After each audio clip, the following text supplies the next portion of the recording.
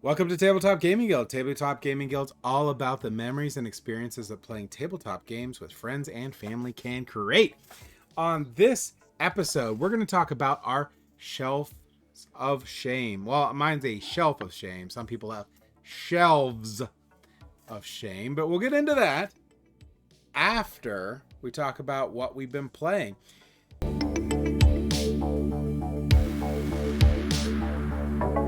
Normally I blather on about what I've been playing, but we're going to go ahead and we're going to start with Evan. Evan, what have you been playing?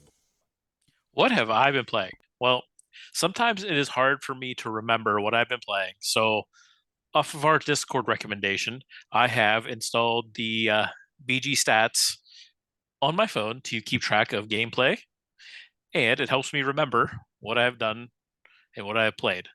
So, this last Saturday, I managed to get two games in. So, one, I'm going to talk about very, very briefly because we're going to talk about it in our next section, or actually two sections from now because I'm not going to talk about it in the news. But the first one I will talk about is Almanac the Dragon Road. So there's a Scott Alms game where everyone is playing a caravan leader and you are navigating your way through the realm to get from the outpost to the Dragon City. And you got to expand your caravan, collect goods, trade it, earn money, complete contracts, and all that good stuff in order to get the most gold, most prestige at the end of the game to be the grand winner. Really, really good game. I really like it that the board is actually a spiral bound, almost like notebook. And every time you play it, whoever is the caravan leader at the end of that round will choose which of the two spots you're going. And if you look at the map, depending on which choice you make at the beginning is going to take you on a completely different section. So a really, really good game. Really having a lot of fun with that one. Tons and tons of points at the end of the game. So lots of adding. The other game that I'm going to talk about is a game called Mask of the Red Death. So the reason I'm not going to talk too much about this game is because it was a very, very long-term resident on my shelf of opportunity. So I will talk more about it here once we get into that. So we'll kick it over to James to talk about the couple games he's been playing. Now, it's been a pretty light week for me. I did play a little bit more of Everdale Farshore, which I really, really like. That game's coming out soon. In Everdale Farshore, actually, it'll be out by the time this recording comes out anyway, but Everdale Farshore is going to be similar to Everdale. It has the bones of Everdale. It feels like they took all the expansions from Everdale, took their lessons learned, not necessarily direct elements from those expansions, and applied them to a new flavor of Everdale. This one, instead of using the Evertree, you're going to be having a lighthouse, and it's going to be nautical themed. You're going to have crabs as one of your animals. You have beavers. You have ducks, and one other one that I can't remember currently right now. But really great component quality, same as the original. It does have the same feel as original Everdale. So I don't know if you already have Everdale, if you really want to jump into Everdale Farshore. The biggest difference between the two is that Everdale, you have this chaining mechanism where you get the building and then you try to get the critter for free. Well, that doesn't exist in Everdale Farshore. Instead, you have anchors and you have 3 of them. So in essence, you can get about 3 critters free, and you don't need to really worry about having a completely specific building. It has to be a certain type. It doesn't have to be a specific building to bring out a specific critter. So if you really like that digging through the decks and trying to get those combos going from Everdale, Everdale Farshore might not be your thing, but if you weren't all on that and you thought that was just maybe not your favorite part of Everdale, you're probably going to love Everdale Farshore. I think the scores, I'm 99% positive. I never remember scores being as high in Everdale as Everdale Farshore. Everdale Farshore scores are always over 100, it seems like, even if you're not even trying.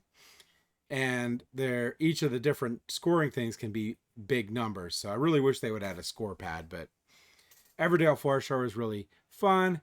Played more of Great Dalmoody, which is not really a game. It's more of an activity, but it's fun. And I've talked about that one before. It's just a Nathan super loves fun that game. game. Yeah, Nathan loves the game. He thinks it is one of the greatest games. I think that's a little weird, but whatever. To each their own. Uh, I played more Battle Line, and working on playing some Viticulture Essential Edition Tuscany. That expansion is really, really cool. It's 3 modules in. It comes with a brand new board. So if you've ever played Everdale, there's 2 seasons in Everdale, right? Or not, oh, sorry, my gosh. If you've ever played Viticulture, there's 2 seasons in Viticulture. Well, in Viticulture Tuscany expansion, they come with a new board that gives you all 4 seasons. So you have to manage your workers through 4 seasons. They also have some modules that give you specialty workers, and you can build new structures for your vineyards. So there's a lot more options. I do actually think that I will never play Viticulture again without the Viticulture Tuscany board, ever. It makes a huge difference. Having those 4 seasons that you have to plan for just dramatically enhances the game that is already great. So it takes a game that I played occasionally, and I might play it a lot with those 4 seasons because it's a lot of fun, and there's a lot of things to think about when you're managing that and passing through the seasons. So those were the games I played. How about you, Nathan? So what I've been playing lately, I've gotten a few things played, but I got some games I didn't like a lot and 2 games that I really liked. So I played a game called Glyphics. Now, this is a family party game. So you can kind of already know where I'm going to go with this if you watch the show at all.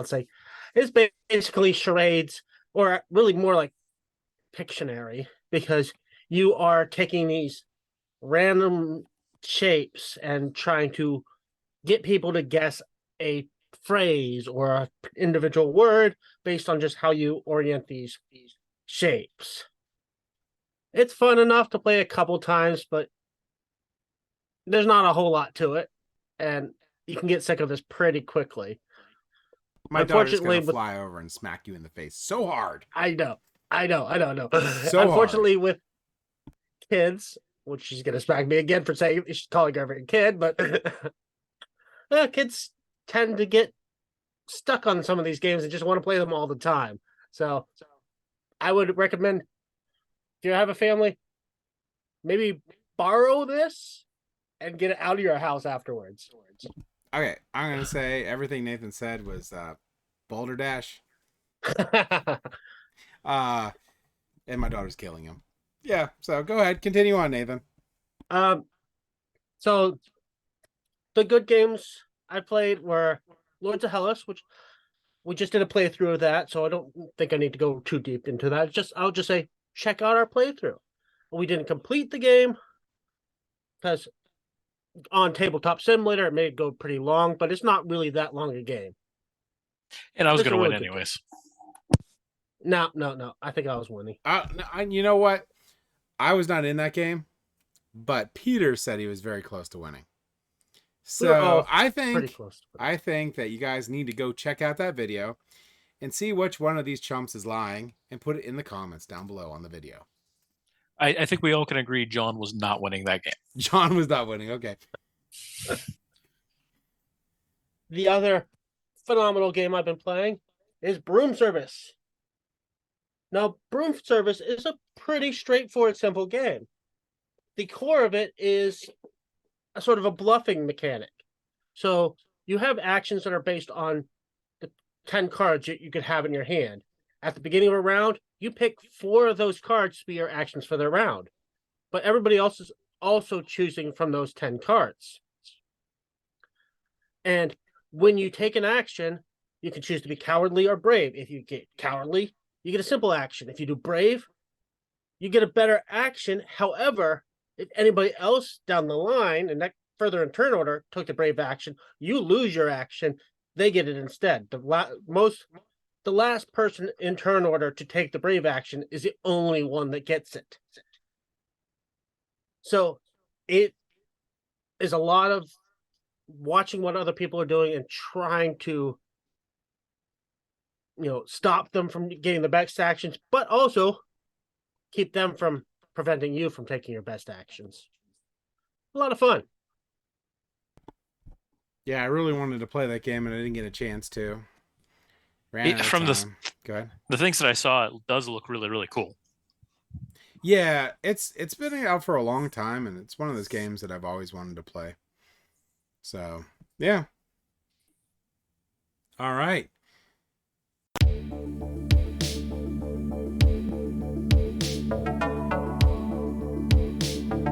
So I guess we are on to the news, and I'll just go over my two brief things for the news. One is Everdell Farshore is out. That's going to be awesome. I highly recommend giving that game a play. Great component quality. If you've never played Everdell, that one should be just a shoe-in for you if you like worker placement games. Highly recommend that one. Awesome game. The other one that just got released through Kickstarter is going to be Blacksmiths of Stamenheimer.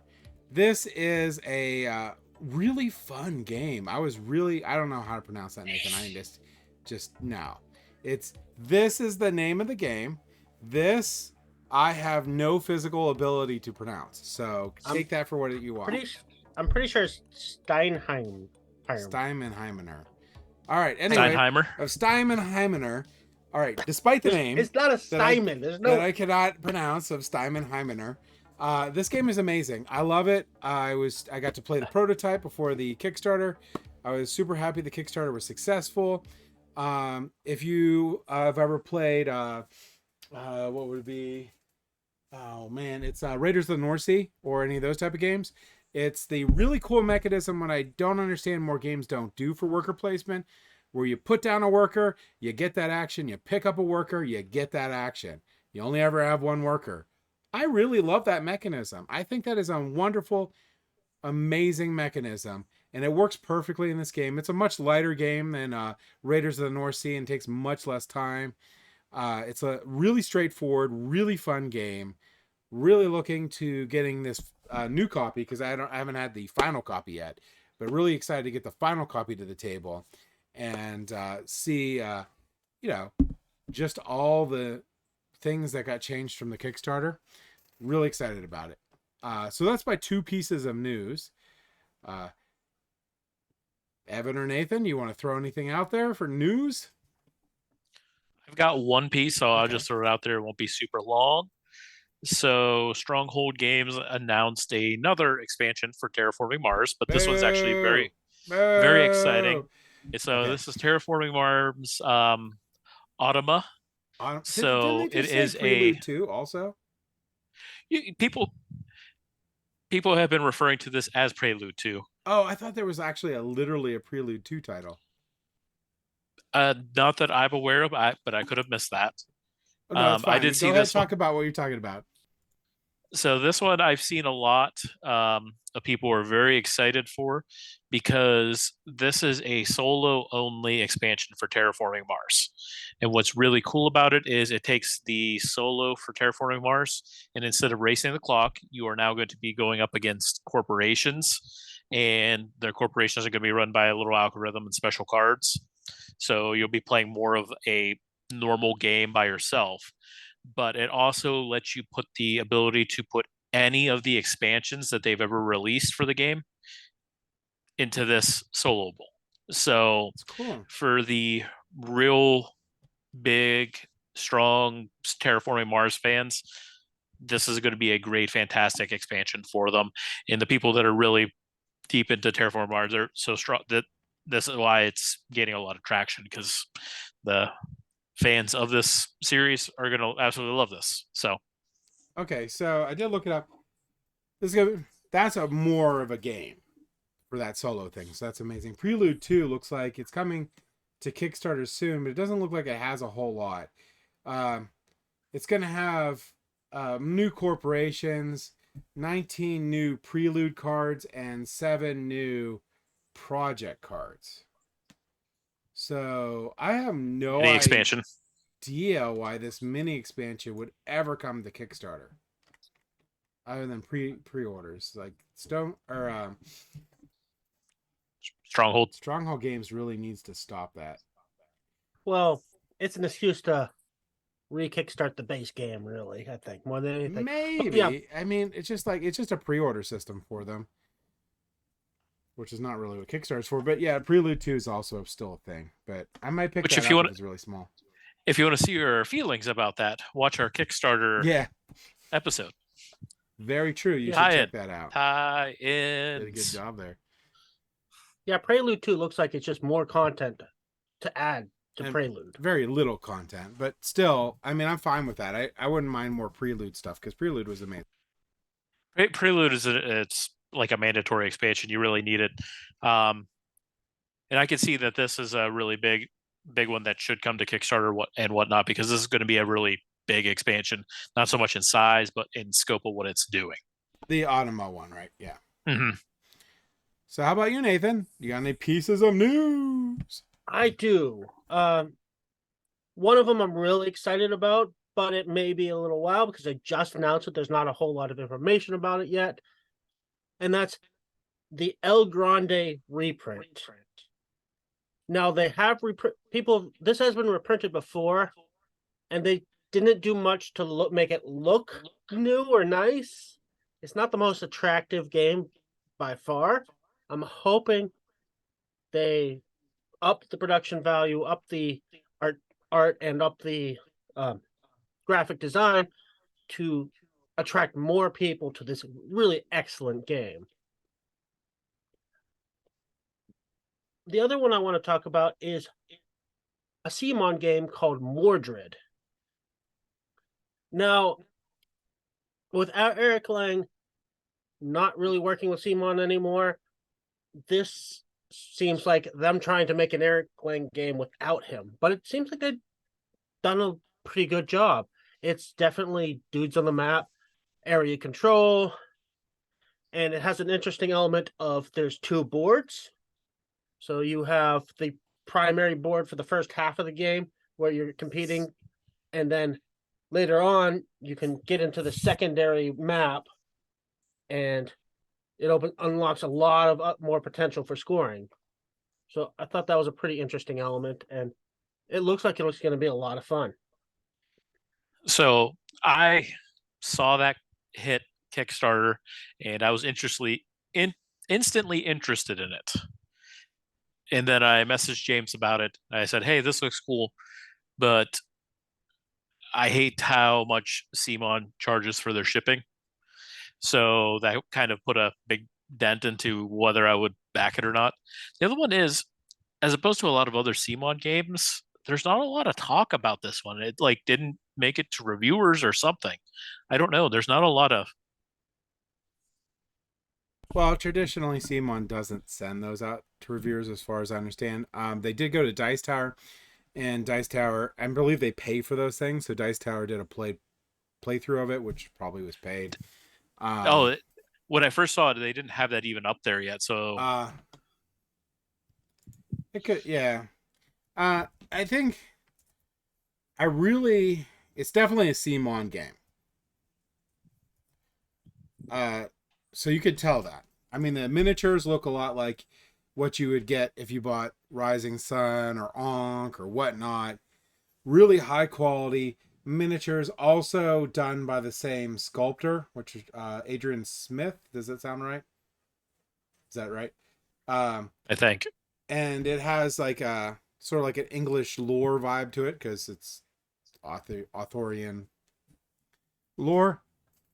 So that's really cool. It's really cool seeing all the different Celtic and whatnot monsters that are in it. Just looking at it right now, there's some high elves that are really cool. There's a human faction. There's a Horrors faction. I think those are like hill giants, or I'm not sure. And dwarves, all with that like sort of vibe. So I really, really super want to think about backing this game a lot. I did notice, I don't know if you re-looked at the shipping prices down on the bottom, but it looks like there's only one pledge level for this game. And it looks, I forget what it was, it's like $100 some. So 110. 110. So it wasn't that bad. But it looks like shipping's going to be $33 to $44 for it. Yeah, and there's a couple optional buys, and the optional buys aren't included in that shipping. So They normally do like a see. That's the one thing. Like, so towards the end, which this is getting toward, this will end before this video comes out. So, but they always do late pledges. Towards the end, they seem to always do like an ultimate pledge that includes those add-ons. But like, if I got this, if I did get this, which I'm actually probably not going to back it, but if I did back it, I would get the war bands in there, and I get the forces of natures in there, just because they're Kickstarter exclusives, and it's a lot of extra game content. I would not get the art book. Yeah, I've never been a huge fan of how Simon handles her Kickstarters.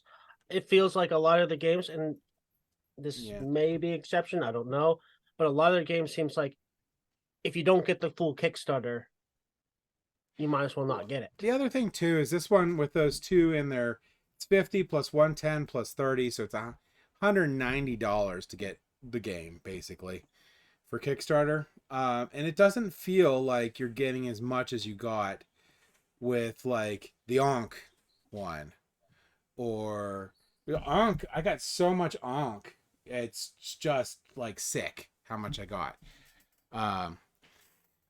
And the same with the other ones. The exception was Blood Rage. Blood Rage didn't really come with a lot with the Kickstarter, so this feels more like a Blood Rage level Kickstarter, not like an Ankh level Kickstarter where they're like, every day here's 50 miniatures, here's miniatures, you know, with their Gatling gun and miniatures. Also, I like Celtic lore, so I love the monsters and stuff in there, but I hate Arthurian lore. I hate King Arthur and all that stuff, so I'm not really into that. So I'm probably in the minority on our show. I know Peter loves that. What about you, Evan and Nathan? yeah, you're a minority. Yeah, I'm pretty much the same. I mean, I love Celtic lore. As far as King Arthur, whatever. I can take it or leave it. okay, so we're 50-50 on the channel. Never mind. But yeah, I don't know. Yeah, I don't think any of us are going to be backing it. I'm going to probably say no way I'm backing this, because I'll, hold my magic money for other things. It's 200 is too much. It's just, it looks great, and some of the exclusives in it are pretty cool. Yeah. But I don't know. Yeah, I'm glad you brought that one up though, because it is cool.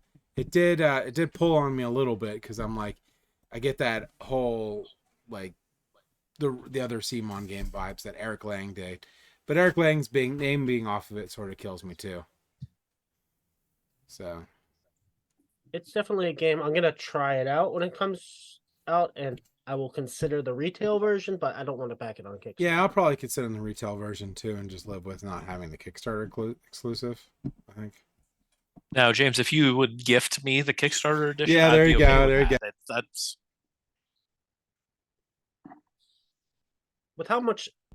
Well, unfortunately, with Eric Lang having left CMON, we can't necessarily ask a sponsorship for anymore, because it's Eric Lang we talk about all the time, not so much. That's true. That's true. He needs to design more games. I know he has a couple coming out. We were just talking about that before the show, but where's my Blood Rage 2? My Blood Rage 2. That'll probably never happen.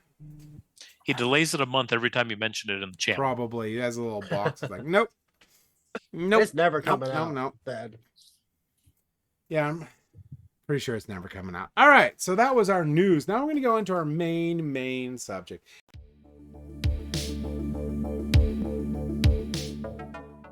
And we're going to talk about our shelves of shame, or like Evan says, shelves of opportunity, because he is a very sunshiny person and always looking at the brighter side of life.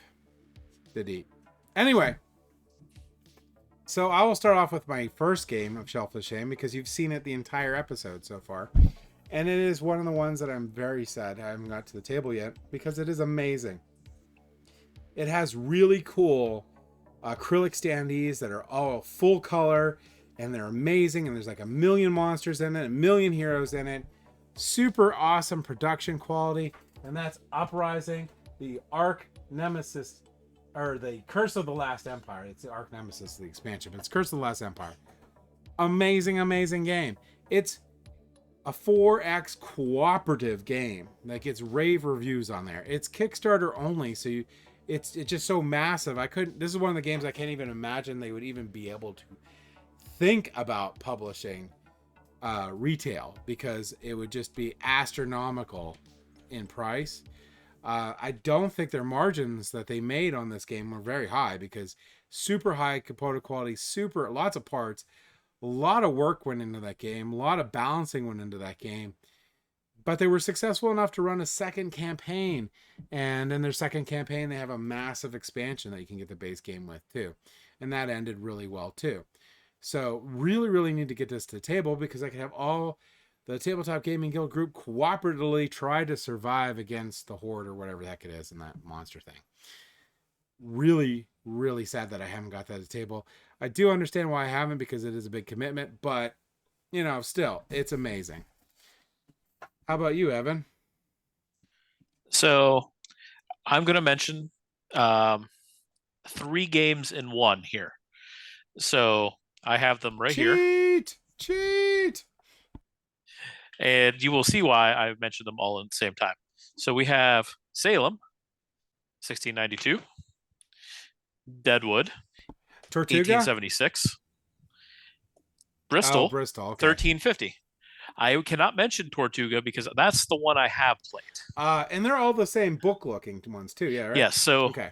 Facade Games in their Dark City series, Salem, I think it was then Tortuga, Deadwood, then Bristol, and then coming soon is going to be the Hollywood one, which I backed. Which oddly enough, I've only played one of their games, but the look, they're just great looking games. Yeah. And they're not hard, complex games. I just haven't got these to the table. The problem being a lot of these games need 4 to 6 to 8 people to play. And sometimes getting that higher player count is sometimes hard. Yeah. I played Tortuga many times. I've introduced that game to a bunch of different people, and I know people that have played it bought a copy of that game because they enjoyed it so much. They do a great job with their games, and I really like it. The only one that I think I might not enjoy is Salem, just because it's a werewolf, almost pretty much straight up werewolf game. But the other ones, yeah. But I have them all. I need to play them. I just need more people. Come play my games. Those just look gorgeous. Like, that would be awesome on a bookshelf. Mm-hmm. So, yeah, just there, I'd just be like, look, I have things that are better than books. Oh, good thing Peter's not here. And they're small. They're not big games. Yeah, no. They're perfect. How about you, Nathan? So, I mean, we don't have all day for the 2 shelves, though. So, yeah, I have more of a library of shame at this point, because I have 3 whole bookshelves at this point, which is a little crazy. But behind me are some of the major ones. I want to talk about Shiver Me Timbers, because I want to ask you guys a question. I have played this. Do you have metal coins? Yes, I got the Captain's Pledge. I'm really excited to get... It's a hard game to find. There's not that many copies out there. Designer isn't producing anything more at the moment. Hopefully, at some point, we can convince him to produce more games. But hey, if you're listening, produce more games or more copies of Shiver Me Timbers, because it's an awesome game. I don't know why it's on your shelf of shame though. So this is we've talked a lot about it on the channel, so I think most people will know what it is. But it's an epic sandbox game, pirate themed. It's basically Sid Meier's Sid Meier's Pirates as a board game. But my question on this one does this classify as a shelf of shame? Since I have played it, I just haven't played my copy of it. You just wanted to brag about having a copy of Shiver Me Timbers. That's all it was. And you're like, oh, I got metal coins. Oh, I got the Kickstarter edition. That was the all that production. was. Now get to your It's shelf. your shelf. It's your shelf. It's your shame. You can classify it however you want. Oh, the production list is so nice. You All just right, need to check out the unboxing. You guys gotta get play Shiver Me Timbers. You ever get the opportunity out there, 100% play it. And you can play it on Tabletop Simulator before you have to try and track down a copy of it. Yeah. It's worth it. Yeah, it's Sid Meier's Pirates minus the dancing. There is no dancing in this one as opposed to there was dancing in that one. Only when I win. There is romance, though, or the option to pursue romance. Yeah, it's a shame when James has to dance. It's a loss for everyone. It's not a shame. It's just disturbing. That is what it really is. So just make sure we know that at a time. Okay, so I guess I'm next from Nathan's non-shelf of shame, I guess, at all. So one of the ones that is the longest game sitting on my shelf is going Mezzo. I got from Nathan like 4 or 5 years, 6 years ago. I don't know. It was shortly after the Kickstarter or whatnot. The miniatures are amazing in this. I have wanted to like do like one of those brown washes on them because they're all tan, sort of. They look like Aztec-y stuff or Mayan stuff, and so I wanted to make them look like stone and stuff. And I wanted to play the game, and I'm not. It's just sitting there. It's been sitting there forever, and I love area control or whatever you want to call it in that type of game. I love those style of games, and I love mythically themed, like, dudes on the map game. That is my jam. I love those things. Those games are amazing. This game looks amazing. I have zero idea why I haven't got it to the shelf. Or to the, no, it's to the shelf. I have no idea why I haven't got it to the table. I just have no, well, you know what? SibCon this year, which is our local convention, it's getting to the table. So that will be my oldest shelf of shame being resolved in September. But it's amazing and it ticks every box that I like. So I know I'm hoping I'm not have the same opinion Nathan had of it, but it probably will be, where it's like you gang up on one person or whatnot. But I think that was your opinion of it, right?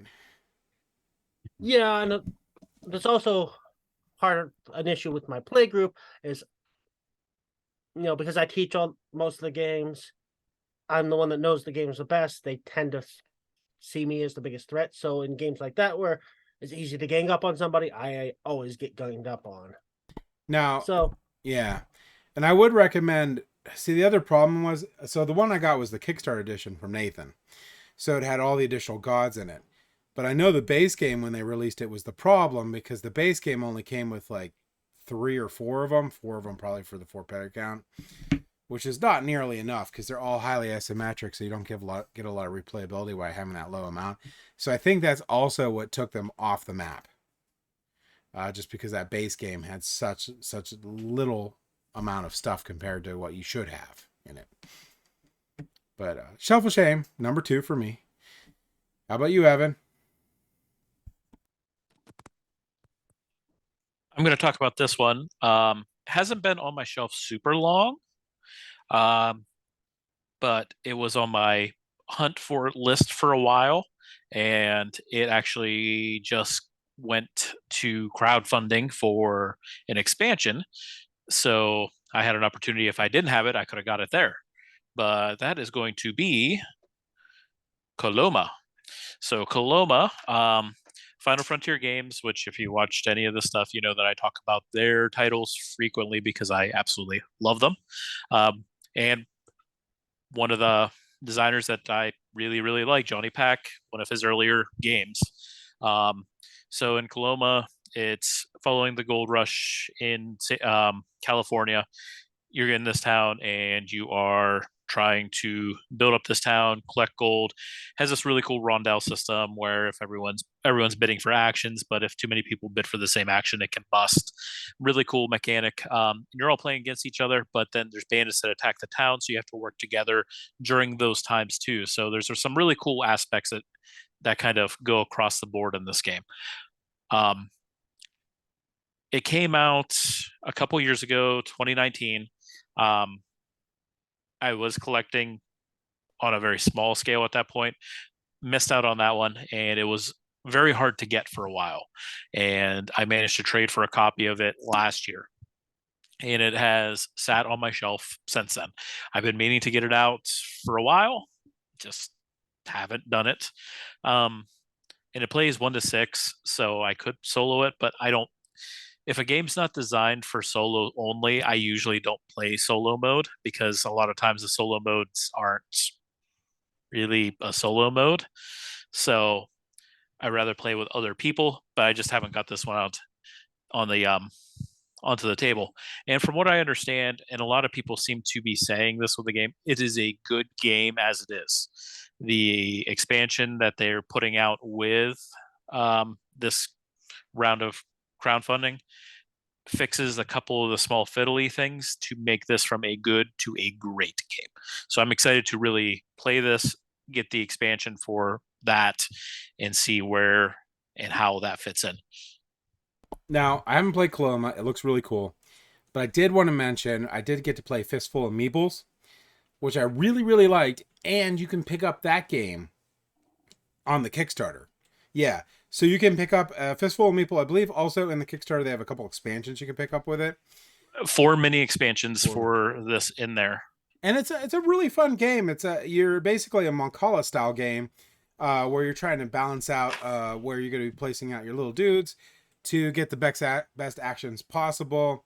Really, really fun, fast-paced game that I really enjoyed. I played that with Evan at our local convention. I'd highly recommend checking that one out. It's also hard to find, I believe. So if you're picking up Coloma, you might want to think about picking up Fistful of Meeples too. It is super cheap to grab a copy of it. It goes through spurts of production through them, so sometimes it'll be available, other times it won't be. But if you can pick up a copy, it's definitely worth it. It has a great spin on the Macaulay style because Macaulay style games is usually just the last guy you drop, and that's it. This one, every single person you drop is doing something. So that just adds a real awesome spin to that style of game, and I really like that.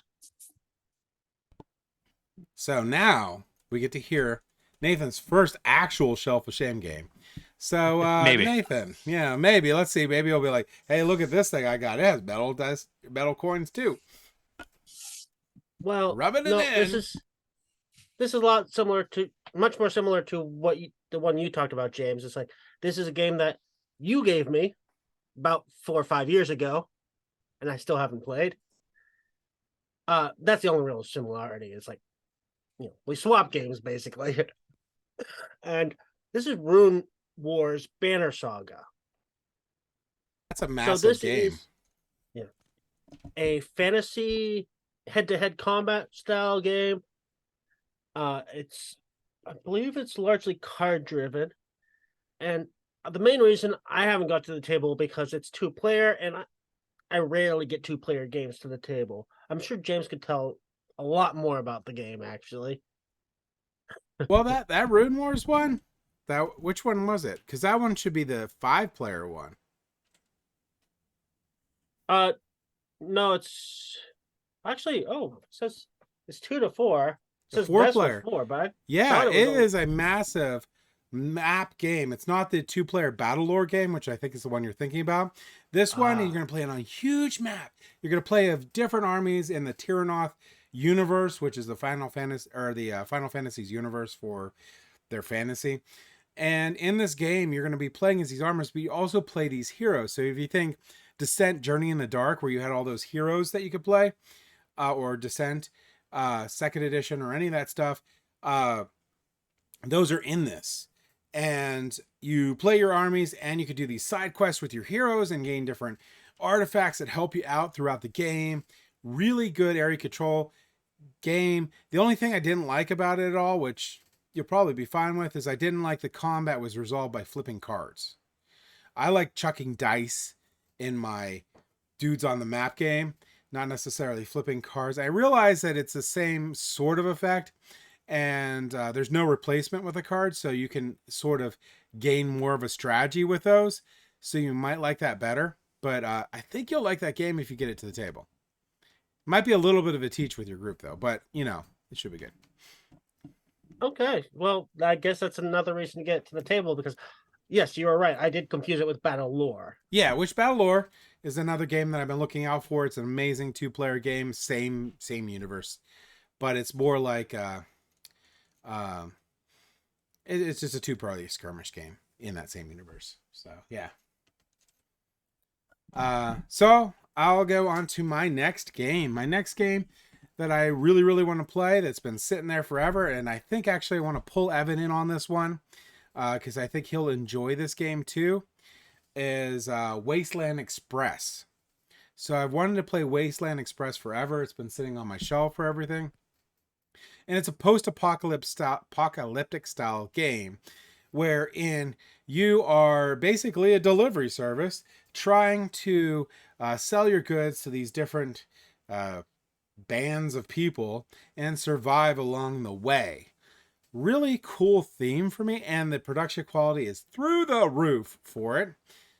Just haven't played it. And I think it'll be one of the games what do you think, Evan? You think you might enjoy something like that? I think you might. I think I would. I've looked at that game and I've been interested in it. So yeah, that might be another one I bring to SibCon, and I'm like, hey, Evan, sit down. That sort of thing. You say that like I have time. Yeah, I know. This is also one I did past you. Yeah. And on the face of it, I don't see any reason why I don't absolutely love this game. For some reason, it just didn't hit with my group. Everything about it seemed like it would be perfect. Do you want me to get love a theme and wear that like no shirt with just like one of the net things on that's a shirt net? Maybe we need to do that someday. No, that's a horrible idea. You won't be able to burn that out of your skull. All right. I can pull it off. Oh, okay. No fishnets. No fishnets. No, that's what that's called. I do have the spikes, though. Oh, dear Lord. Anyway, moving on. Evan, what's your next Shelf of Shame game? So I'm going to talk about a little positivity here. A game that was a long-term resident on my shelf of opportunity that actually just came out of it this last Saturday, and I mentioned about that here in the beginning of what we've been playing recently. So, have here Mask of the Red Death. I'll throw graphics on. Don't worry about it. Yeah, James will fix this because he's awesome. So IDW Games kickstarted this game back in 2017. Got delivered 2018. Got the deluxe edition with the miniatures and all the cool stuff in it, and opened it, checked it out, put it on my shelf, sat in the corner of the shelf. Here we are. As of this recording, it is July of 2023, and it just got punched last Saturday. And I was punching whether I play him or not. Yeah, it just got punched. Rules and everything got read that day, and we got to play it. And actually, it was really a lot of fun. So this game suffered the same problem that my Facade games has, that it needs at least 4 players. 4 to 7 is what it plays. And that's the reason that it never really got to the table a lot. A lot of times I would have friends or whatnot that would come over, it would only be one additional person. So by the rules, you can't play it with 3. There's an official 3-player version of that. It was done by the designer, but he didn't get it done in time for the Kickstarter and for the production. So that's why it's a official game. rule. So what's really cool with this game is the artist is Chris Grimley, who does a lot of dark, darky, whimsical like children's books. He does that art. This is the only board game he's ever done art for, and the art for it is absolutely amazing. Absolutely amazing. The miniatures on it fit his art style. It is really good. Just on the art alone, it would be up your alley, Nathan. But so this game, it's based off the Edgar Allan Poe short story Mask of the Red Death. So the Prince Prospero invites all the nobles into his castle. There's a sickness that's running around the realm. They're having a party in the inside, and it goes through like the different stages of different rooms, and at the end everybody dies. Well, in this game you are playing as one of the people at the party, and you are going to be gaining information because when the clock strikes midnight, death is going to start appearing into these rooms. Now, in order to do stuff, everyone has the same 12 cards, and as you play those cards, you can't play those cards again. There are 2 cards that will come back to your hand, and you're trying to gather information on where death will be from midnight to 1 o'clock, and it's all laid out. You'll gain cards that'll either tell you where death is not going to be, or you can peek at those cards that will say where death will be. You're also gaining prosperity points into the game, and that's the primary way that you're going to win. The thing is, if you focus too much on the prosperity points, you're not going to have a lot of information on what death is going to be doing. Likewise, if you focus on where death is going to be, you're not going to have a lot of prosperity points. So in our game, the person that was in first place with a prosperity point died midnight. First room, wrong room pick, dead. I focused on trying to figure out where death was, and I ended up coming in second place. My wife was right in the middle. She was the one that won that, and she did really, really well with that game. So congrats, Kim. I'll give you your shout out here on our channel. She could probably hear me from the other room. But yeah, she did really, really well with that game. I got this game and I kickstarted it for her. She's an English teacher, so it was right up her alley. She absolutely loved the game. So it is hard to find. It is a grail game for some people, especially the deluxe version. Haha. If Nathan will ever come down from the far north, we can play it. He'll come down with his like sheepskin jackets and stuff, and pipe, smoking. Very Game of Thrones-esque. Yeah. Okay. Throwing off all of his snow that's all accumulated on him during his journey. You have a long walking stick. Yeah, just painting this picture. Nathan, how do you have snow on you? It's October. Right, exactly. That would be the main question. And then we find out it's coconut shavings and it's been on him for like a week. And then,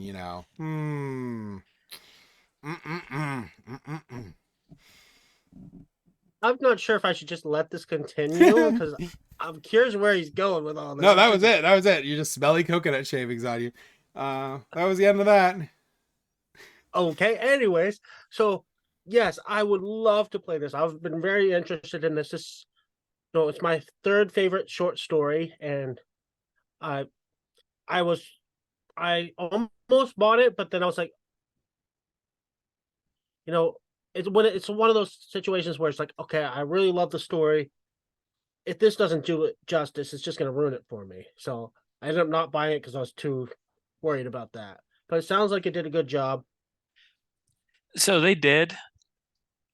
Unfortunately, if you can't find the deluxe, I don't think it's worth it because the miniatures are just so cool in this as opposed to the standees. They're just worth that extra little bit. Plus, also with the special edition Kickstarter, you can, instead of being Prince Prospero, you can be Edgar Allan Poe, which is just cool. Okay. So I got too wrapped up in what you were talking about, so I got distracted from what my next game is. Well, I might as well talk about one of the ones behind me. We'll talk about the Lord of the Rings Journey in the Middle of the Earth. So this is a big epic game. It is akin to Mansions of Madness, from my understanding. So you're going to be basically playing the Lord of the Rings in the box. You're going journeying to the Middle Earth, dealing with all the other events surrounding that journey, and trying to manage the whole world and all the things that happen in that world. Yeah, it has the same event system from Mansions of Madness. They use the same engine to do Lord of the Rings. It has a different feel to it, though. And supposedly it's a lot harder than Mansions of Madness, which is surprising. Yeah, I have a feeling this will probably be in the top 10 once I get it played, but we'll see. So I won't have any opinion because James has been promising to play Mansions of Madness with me for a while, and yeah, that's another one I gotta bust out. It's hard though because it's massive. It's a lot of work to set up, but it's worth it. It's definitely worth it. So I'll start with my saddest one. My literally saddest and nonsensical Shelf of Shame game. And that's Twilight Imperium 4th edition. I've played 2nd and 3rd a lot. I bought this 4th edition. I got the expansion for it. I got it. I have it all organized. I have an organizer for it. I sleeved all 5 billion cards. Yet have never ever taken 4th edition and had anyone play it. And I love Twilight Imperium 3rd edition. It's one of my favorite. It's my favorite space opera game, period. There's nothing even close to it. It's epic. It's 4X. It's amazing. It takes 8 to 10 hours to play, and it feels like 1 hour. Well, at least to me. Super asymmetric races that you get to play. So, like, it's just dripping awesome. And I promise there's another one. So you talk about Mansions of Madness. There's another one I promised to play with Evan. And I lied. Apparently I lied. Again. I was like, again, I lied. So I'm gonna have to rectify some of yeah. I'm gonna have to rectify some of these and get some epic game nights in. Maybe I'll fire up that crock pot and we'll do a 10-hour session of Twilight Imperium 4th edition. Evan's just like, I'm so disappointed with you right now. I just no words. So many false promises, but after a while you just get used to them. It's fine. It's fine. Oh my. It's fine. So Evan, do you have any more Shelf of Shames or wonderful notes that you just got to the table of games that have been sitting there for a while that you needed to play? So I'm going to take a page from Nathan's book, and I'm going to talk about a game that I have played that is on my Shelf of Shame. So you're cheating again. Okay. Good job, Nathan. Well, you're a horrible there's no influence. rules. There's no rules in this whatsoever. No rules. So it is Detective City of Angels. So this came out in 2019, Van Ryder Games. Looked really awesome. It reminded me of the game LA Noire, which I played the crap out of on my Xbox 360, and still frequently will pull it out and play it again because the game was really, really fun. But so you're a detective in the 1940s Los Angeles, and you're going to go through and solve these crimes. It's got a whole bunch of little modules built into this. I think it's something like 10 in the base, and then there's 2 expansions or 3 expansions. I can't even remember how many expansions come out that add like 4 or 5 more cases for you to do. But it has a really cool system that you can actually play this solo. And what's really cool is instead of just kind of doing and going to different spots and like, oh, you went here, so you get this information. You actually have it. It has a dialogue system where you can actually ask questions to people. And if you have somebody that's playing as the the game master for it, they can choose whether to have them lie or not. And like, it's a really neat system into it. So it's really immersive in order to play it. I got to play it once after I got it in the Kickstarter. And I don't think we played it right, but it's been many years since we played it, and it's sat. So I think I can classify it in my shelf of shame because we didn't play it, I don't think, 100% correctly. And there's so many modules into it that I just haven't played it all. Now that's the one where one of the players plays as the chisel. Is that right? Mm-hmm. Yep. Okay, yeah. That's a pretty cool game. And I'm never playing any of the other modules, just the base whatever for it. I thought it was fun. I don't own the game, so I just Or I think it has with those. It probably has a ton of replayability. So Doesn't it also link at one point you have to go onto a website to get up some of the information? No. Or is that a different game? There was another detective game. I think you had. There is a detective game where you get your score at the end, but I don't think it was that one. It's been a really long time, to be fair, but I don't remember going to a website for that game. But I do remember a detective game having where you scored at the end on a website. But I don't think it was that one. I could be wrong. So that's my not real shelf of shame, but shelf of shame game because we have no rules in this. So Nathan. Well, the next one I want to talk about, you can actually see in the far background right above Obsession, is this Anachrony. I can't quite point to it. There we go. This is one of the few games that can compete with Frosthaven for the sheer size of it, because that's the ultimate box edition. Now, this is supposed to be an incredible game of resource management and pseudo time travel where you can give yourself loans from the future. But the problem is the fact that I got the ultimate box and haven't played it yet. And the ultimate box has all the expansions, everything. So there's 6 large rule books. And it's one of the most intimidating unboxings I've ever done. So I don't know if I'll ever get this played unless somebody teaches me this game. Dan has said he would at some point. We'll see if that ever happens or if he's like James and never fulfills any of his promises. Well, I mean, I did teach you a couple games, but I just don't like that publisher. I mean, their publisher's fine. Their games too much. They tend to be very complicated games, which is fine if you like that stuff. I used to love like super complex Euros and stuff, but I've gone to more like your Ameritrash games and stuff. So I've evolved away from them. I'm not saying there's anything wrong with that game. I just think that game might be too much for me. Although Feudum I don't think will be, and I really want to play that game. And I think that game's weighted heavier than Anachrony, I think that's Mind Clash, right? Mind Clash Games. Yeah, Mind Clash Games is the one where I really have a hard time with their games. The rules books seem to be all willy-nilly, and they really seem to be like throw everything in the kitchen sink too, which but it doesn't add to a sandbox element, which you would think if you threw everything in but the kitchen sink. Side note, Anachrony 4.02, Feudum 4.6. Okay, yeah. I thought Feudum would be more. I did like Station Fall a lot. We played that one on the channel. That was a fun game. I believe that was also done by Mind Clash Games. Oh, was it? That's Ion.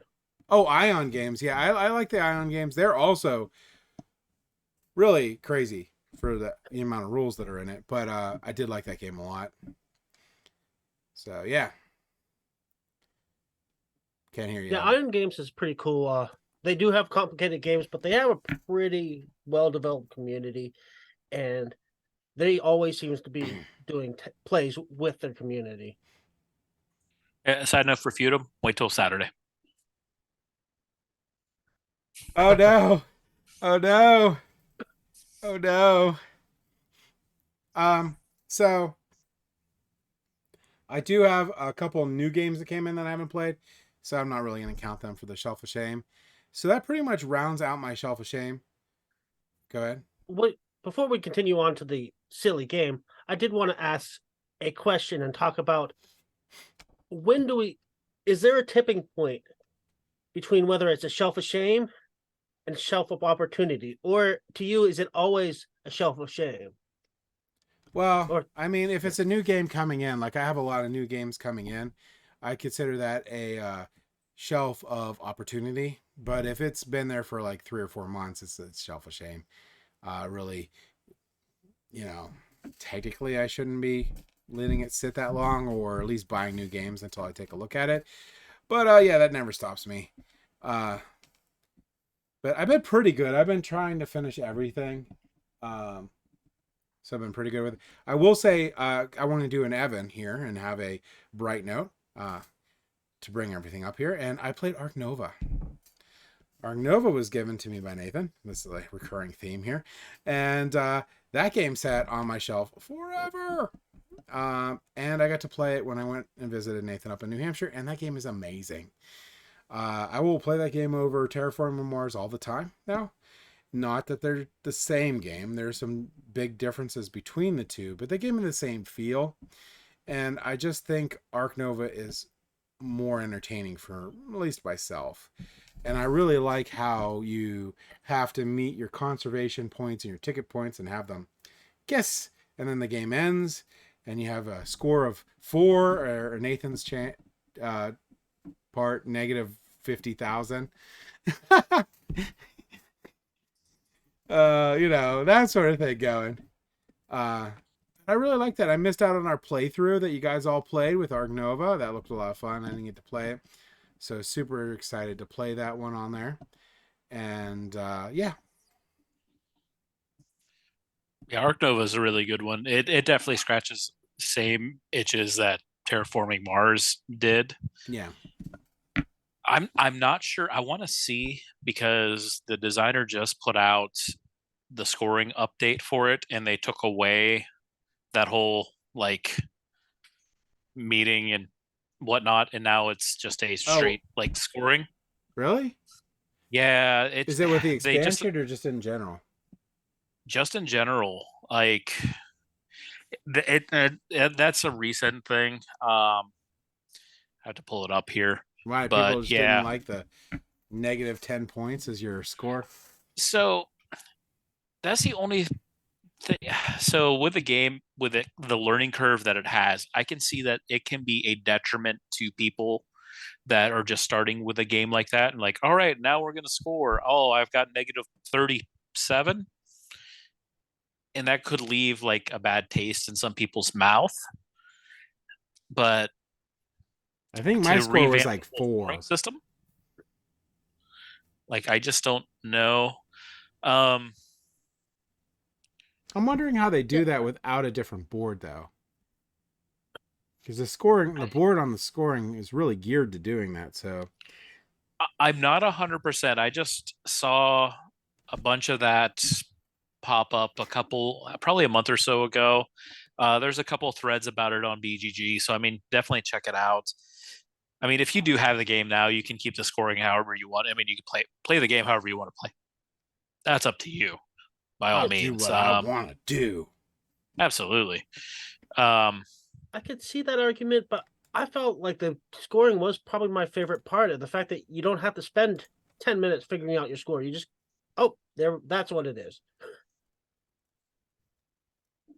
But hopefully they didn't ruin it. Yeah, I don't know. I mean, yeah, I don't know.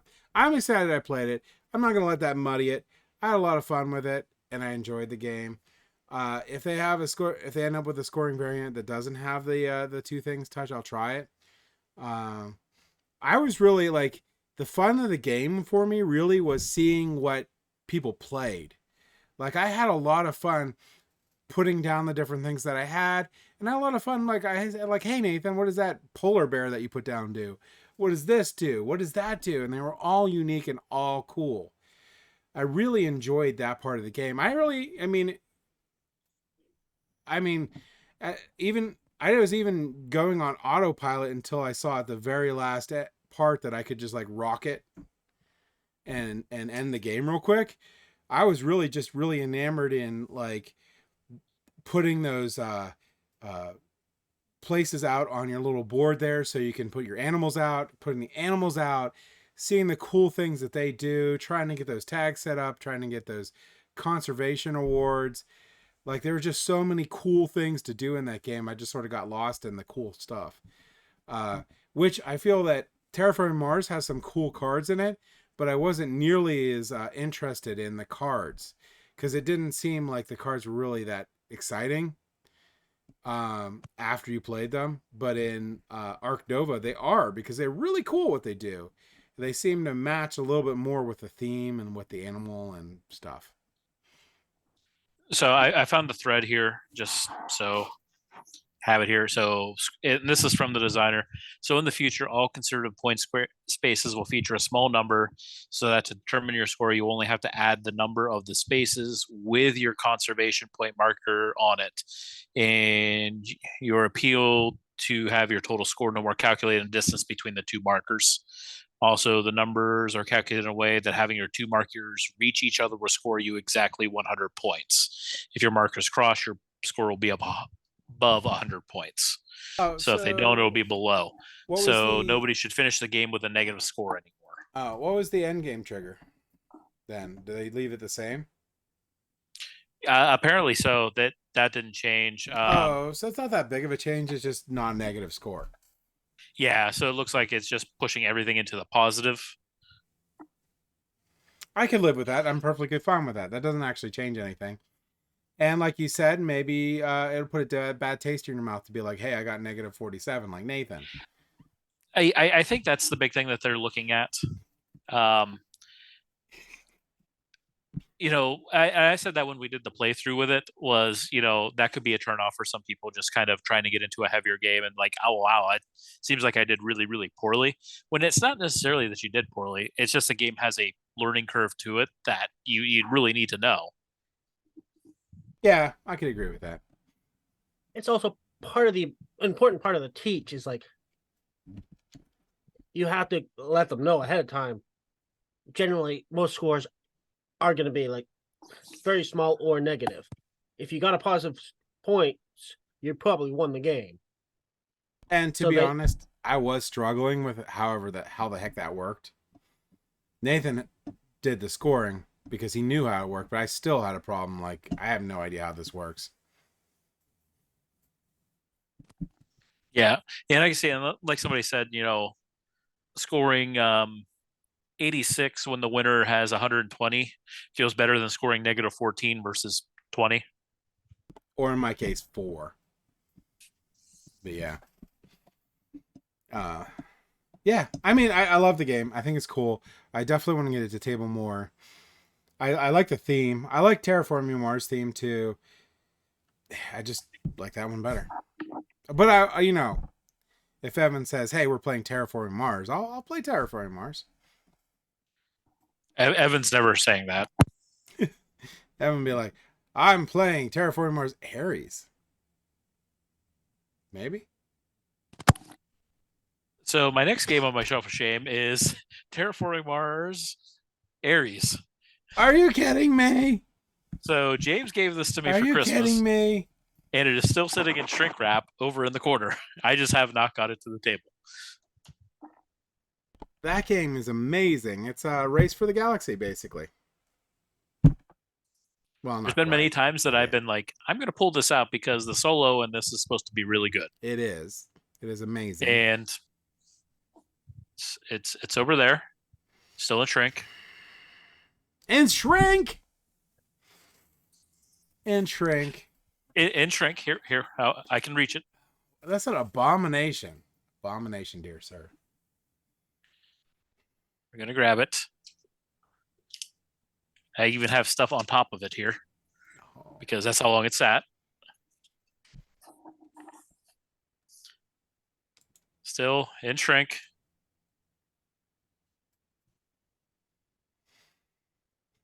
Shiny. So yeah, I will have it played by SipCon. Okay, or we'll play it together.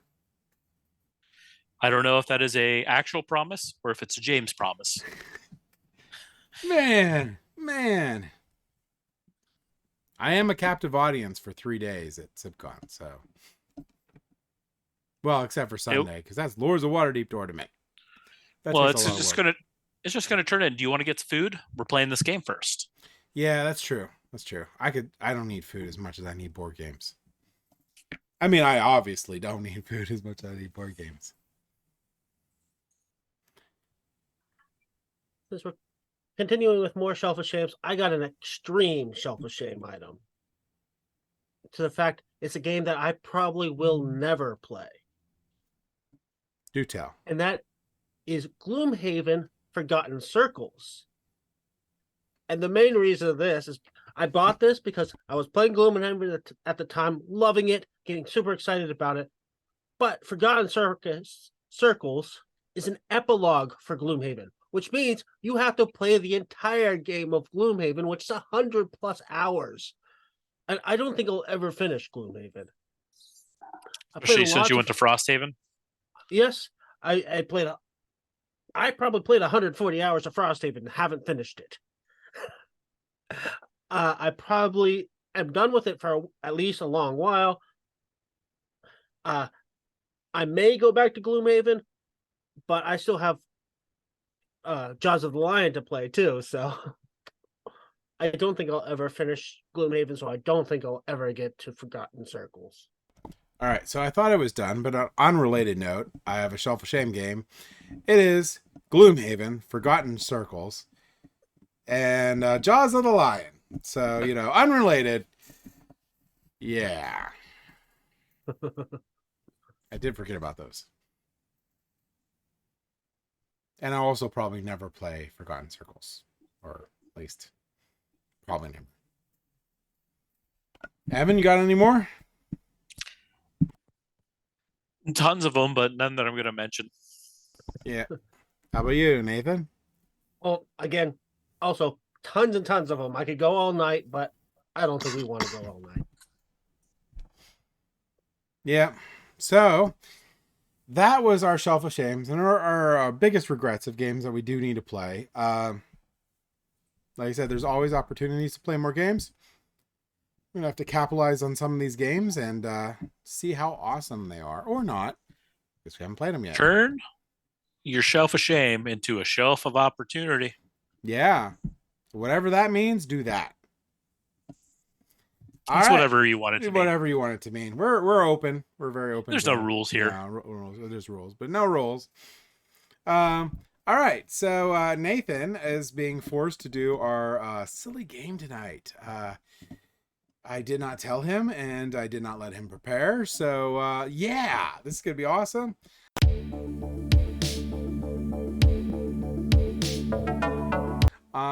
Maybe some mocking. There might be a light mocking involved. Whatever. So, you ready for the silly game, Nathan? Yes, and as he said, I didn't really prepare much, so we are going with one of the classic card games from my youth. So, basically, we're going to start with James, since he threw this on me. I'm going to roll a dice to pick the initial letter, and then James will say a game that starts with that letter. Then Evan will have to say a game that starts with the letter that his game ended with, and then I'll go, and basically it'll go around until somebody fumbles and can't immediately come up with a game, and that person gets a point, and you don't want points. If that's too easy, I may narrow it down by giving game styles or game mechanics, and having to come up with games that now still follow within that type. Do you have a 26-sided die? I have a categories die. Everything probably but Z. Okay, so let's roll to see what James's initial letter is. Question. Before we start. I'll re-roll after the question then. So in games that are like the something, are we counting the as T, or are we skipping over the? We will not count the. Okay. What day? We're counting the? Okay. We are not counting the. We're not counting. Okay. Or A.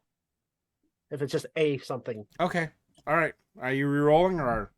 Yes, I am re-rolling because Okay. you don't get that unfair initiative. T. Tail feathers.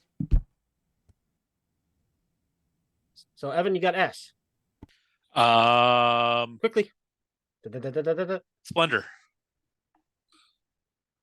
Oh, E? spelling. How do you spell it? Splendor. Ends with R. Yeah. R. Radlands. Ends with S. Yes. Oh, sugar monkeys. Why am I the one that fails? Sidereal confluence. E. Spelling, Right? yes. E. Yeah, E. Yes, E. Okay, the spelling is a weak point here.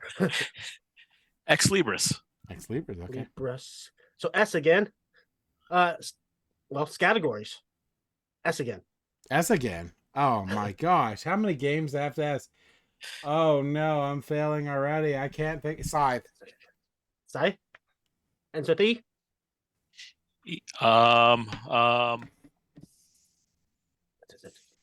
I gotta have something around here that has an E. We're like SE all day long. Running out of time. Let's get something. I might not have anything right here that has an E. 9, 8, 7, 6, 5, 4, 3, 2, 1. I see nothing to that has the game. Yeah. He was trying to get you to say Everdell, I think. Yeah.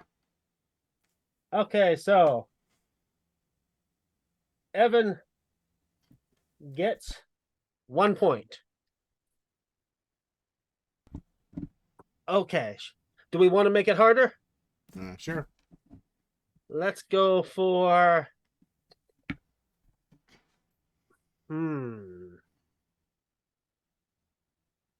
dudes on the map. All right. And I guess since Evan just gained, let Evan start since he's losing right now, and starting seems like the easy. Starts Blood with an Rage. I. Oh, and it has to be dudes on the map. Yeah. Yes. And we played it. Yeah, I know what one he's thinking. Pretty sure you're there, Evan. Dudes on a map. Celtic theme. Oh, Ennis. I played it. Yeah, I didn't play with you guys, but oh, you didn't? No, but I played it many times. So that ends with an S. S again. Oh, okay. My. I don't think it's fair to say Scythe again.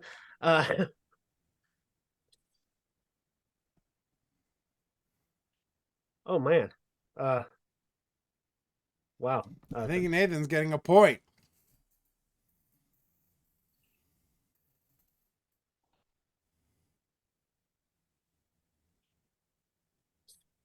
No, that's not one. Oh, I think you're running out of time there, Nathan. I think you got a point. Yeah, I think I get a point. All right, Evan, pick a dude category and make Nathan pick a letter for Nathan. Make it C.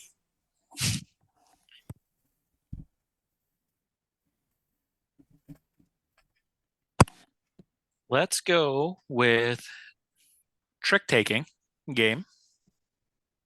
Okay. So I will roll. And it's an E. Trick taking. 2 points for Nathan. Euchre. Euchre. Oh my gosh. What does that end in? I have no idea. I think it ends with an R. R. Oh, oh my gosh. What oh dang it. I'm gonna do it. Nathan, I'm gonna get a point. Oh no. It's not Fox of the Forest. It would be oh my gosh. The Raven game. Freaking Chess piece. No. It's the game where you Rook. Okay. Yeah. So K. See, I don't know why I helped you because now I'm going to be stuck with this. You're screwed. My gosh. Trick taking game. Okay.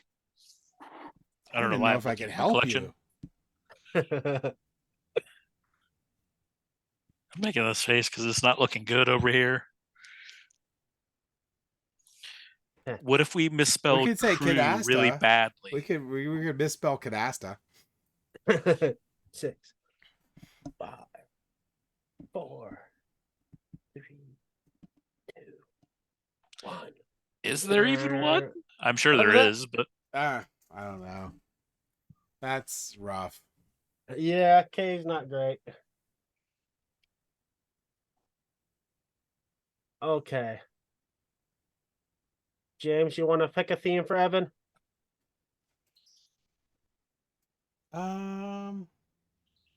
Worker placement. Okay. And your letter is L.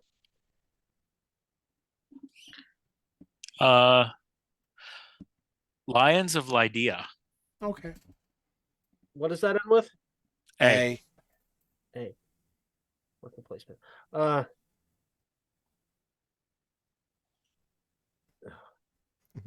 Does Macrony have any worker placement? No, not really. Wow, we're not. I'm not good at this. I'll try not to look around too much, but It's the only way that I can make this game work for me. okay. Everybody's looking around. A for Dale. Hey, for now. No. Oh, Nathan's gonna get another point. I got a dudes on the map, but that's not a worker placement. I think I'm gonna be the undeniable winner of this game from sheer luck.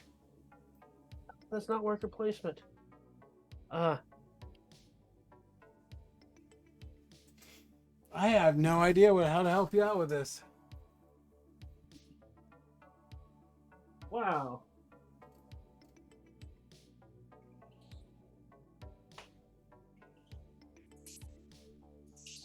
I can think of a lot of games that start with A, but none of them have worker placement. And I can think of a lot of worker placement. I got one. Have you lost?